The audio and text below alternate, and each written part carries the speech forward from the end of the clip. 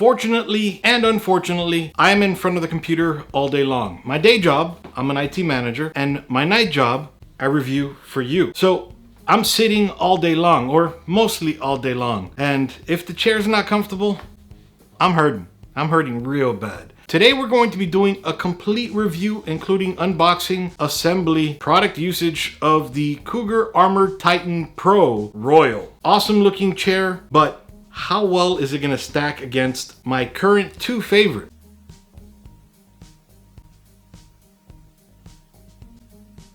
Is there room for a third, or are one of those going to be dethroned? We're gonna go over that in this video as well, so let's get started. There's only two interesting sides to the box, so I'm gonna keep it short and simple.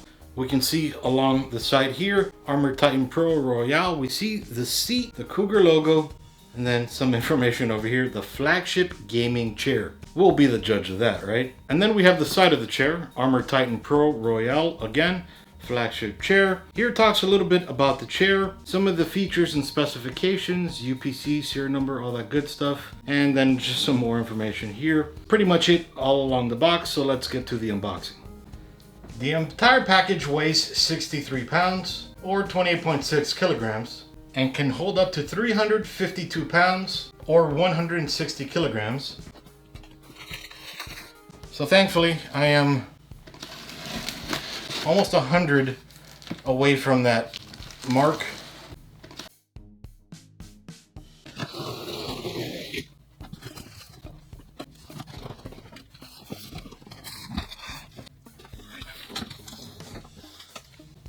So here we have the 5-star aluminum alloy base. It is a nice and sturdy looking and feeling base. And here it looks like we have the lower lumbar pillow. Now this is the headrest. It feels really nice. The material, suede over here, and then just feeling real nice over here. And not incredibly stiff. It is pretty plushy. So that's nice.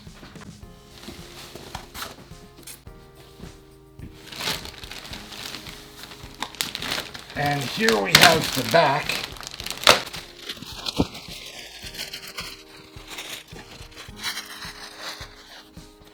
The back has that same material as the headrest, then another lower lumbar pillow here. It has these sewn in patterns here and feels nice too. This is the PVC leather. And then over here we can see the Cougar headrest embroidered. Now mind you, you would probably have the pillow over here. If you don't like the pillow, you're still going to see the Cougar embroidery, which is nice looking. As you saw, the lower lumbar pillow is held down there with these straps. They are removable as well. A nice huge Cougar embroidery here. Let's move on.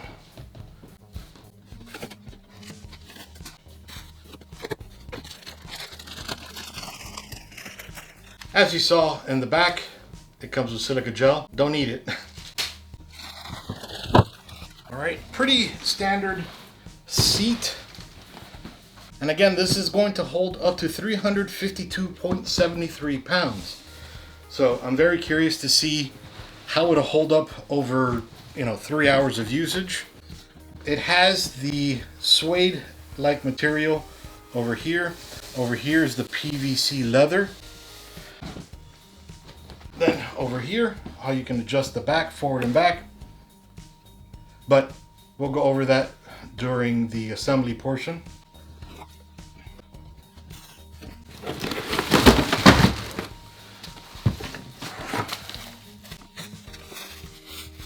All right, then we can see the right 4D armrest.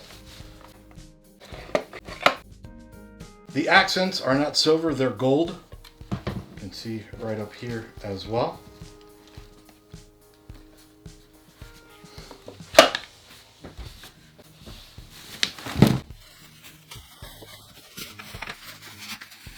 And then we have the left armrest.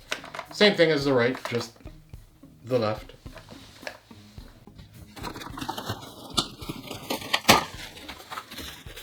All right, so these are the pieces, the little plastic pieces that are going to hide the sides that go up and down, or back and forward I should say, but we'll go over this during the assembly. This is a Class 4 gas lift for height adjustment of the chair. Feels nice and sturdy.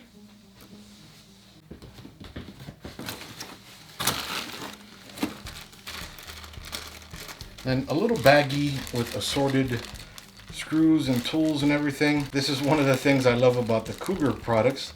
So these screws, there's going to be a few of them. I'll set them aside for a sec.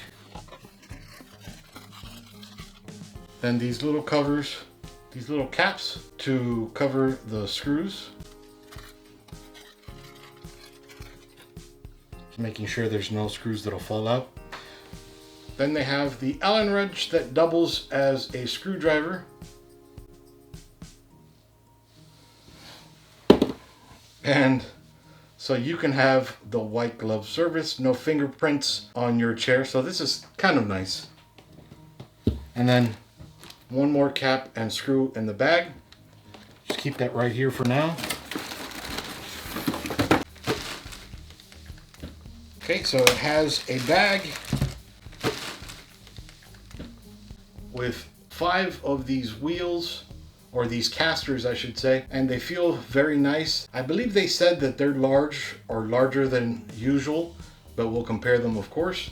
I like the way that looks, and you can see there. Brings 5 of these right in this bag.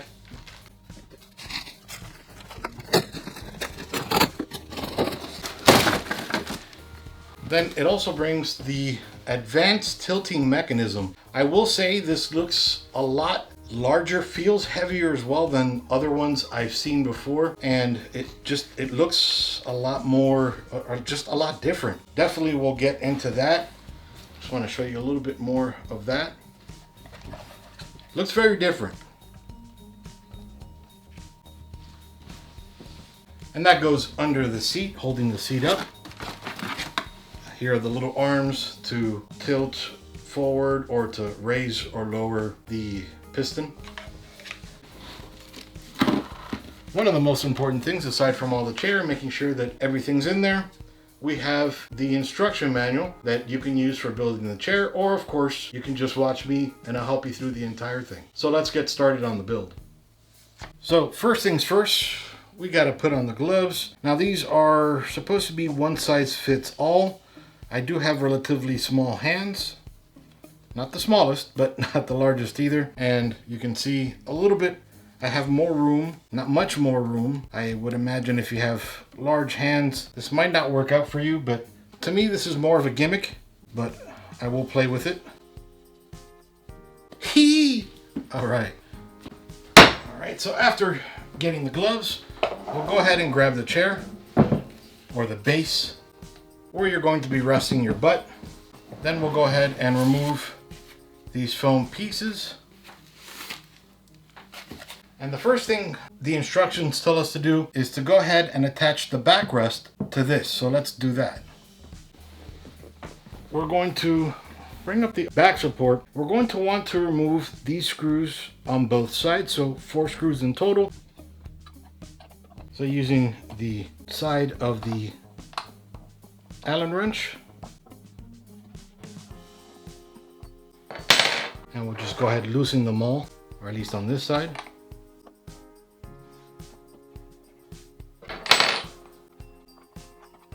And just pull them out.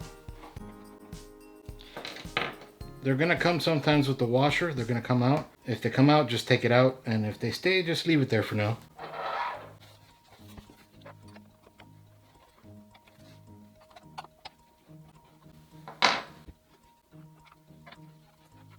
Now we're gonna go ahead and slide this right into the seat. So we're just gonna go ahead,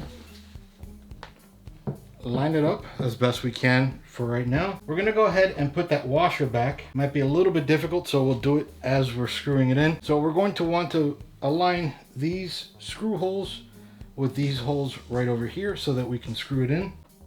I'll do the top one first, since that one doesn't have a washer, or has a washer already there. And I'm just raising it with one hand to get it in there perfectly. Don't let go because it's gonna slide back and probably hit you. Now this is the part that can be a little bit tedious. Getting that washer back in place.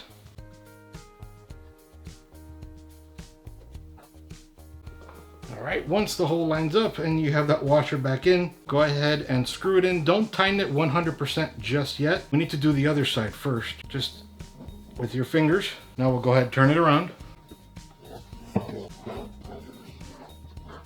And then we'll raise this. Then we'll go ahead and add the other two screws.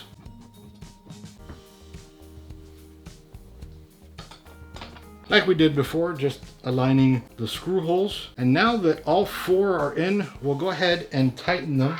We'll start with the last one we just did.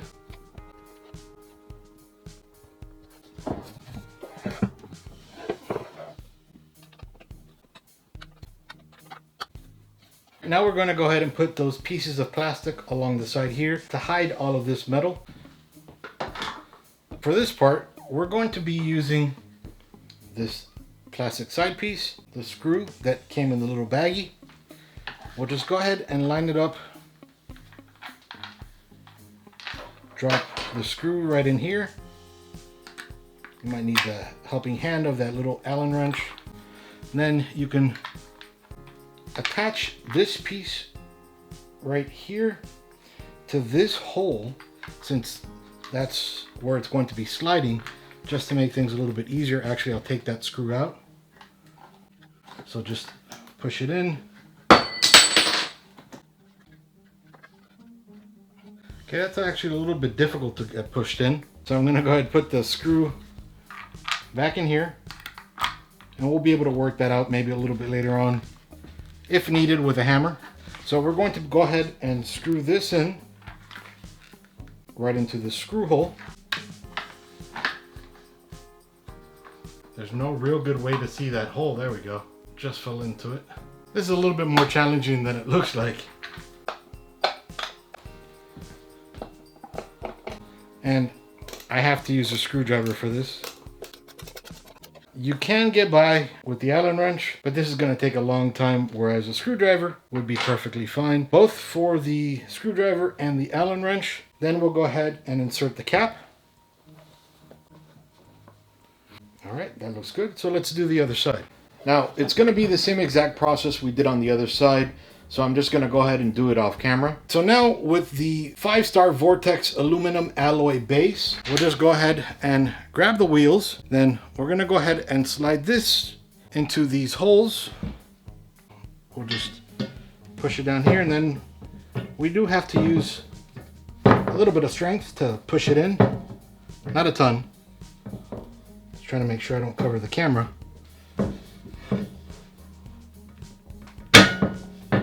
All right, now we have to do that with all of the other four, so I'm gonna go ahead and do that off camera. All right, with that done, we'll go ahead, flip it over. And we'll go ahead and attach the piston. So literally it's just dropping it right in here and you're ready to go. So now on the bottom of the chair, we're going to go ahead and attach both of the armrests. Then we're also going to attach the advanced tilt mechanism. So thankfully, all of the screws are already there for us. So we'll go ahead and take them out. We'll start with these three first, and then these three. So this is the bottom of the chair, the right side of the chair. So we're going to grab the right armrest, which tells us right here, R. Then we're going to go ahead and put these screws back in. Don't screw them in tightly all just yet.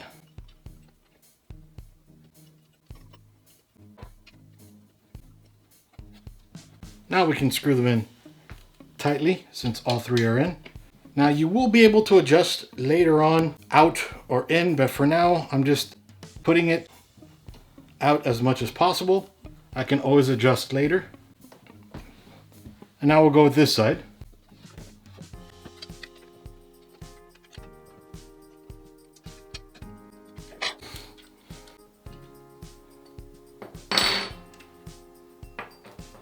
And now we'll grab the right.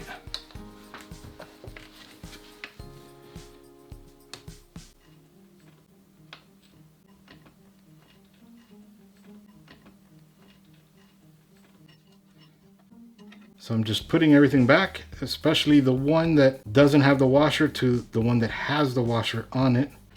Let me go ahead and take out the washer. I want to make sure that we get it exactly the way it's supposed to go. It's kind of difficult with these gloves. And like we did before, I'm not screwing it in all the way, just enough to get a pilot screw in there. And like we did before, I'm just pushing it out. And now we can go ahead and screw them in all tightly.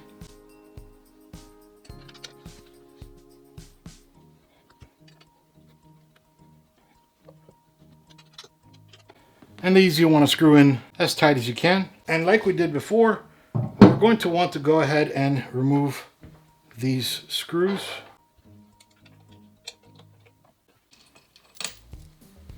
So now we're going to be putting in the tilting mechanism. So we're going to grab that screw we just took out. We're going to put it in whichever one of these we'd like.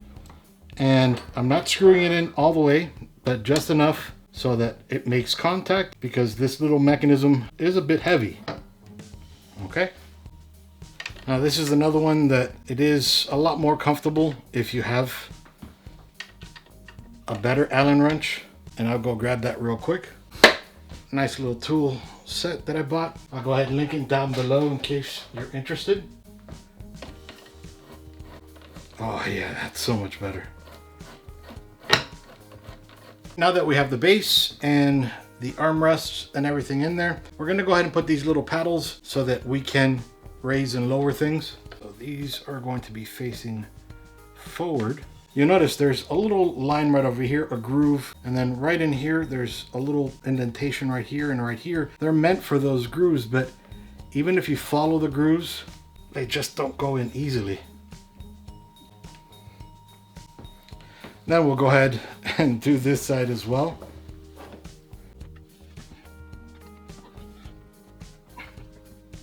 That one went in a little bit easier. I feel like it should bottom out. Doesn't look like it does, but either way it works. So now we're going to go ahead and put the 5-star base down here. So for this one, like we did with the screw, we're just going to match the piston with this hole right over here. And this might need to be better done on the ground, but it works that way. So now I'm just going to bring it down. I'll do that off camera, but then we'll go ahead and compare them. All right, so the moment you've all been waiting for, the comfort. So it is a bucket seat.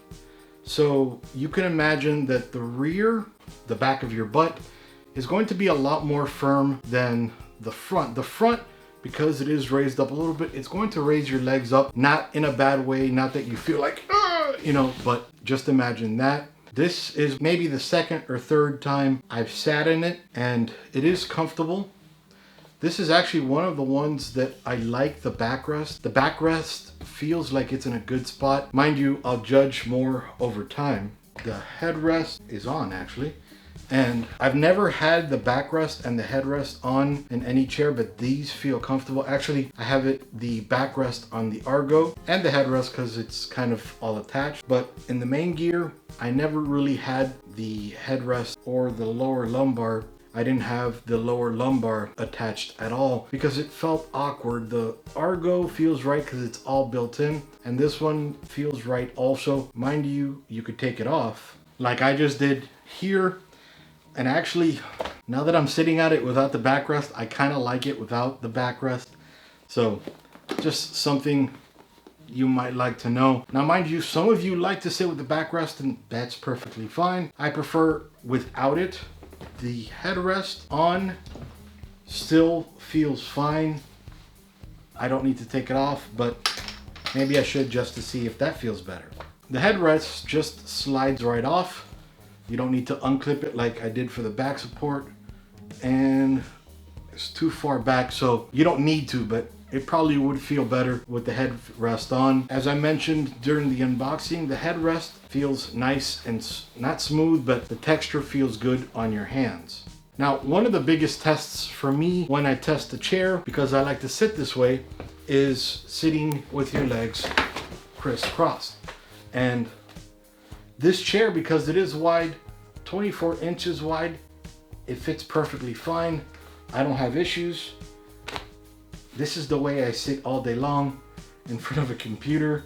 Or, you know, sometimes I'm like this when I get uncomfortable, or like this, or like this.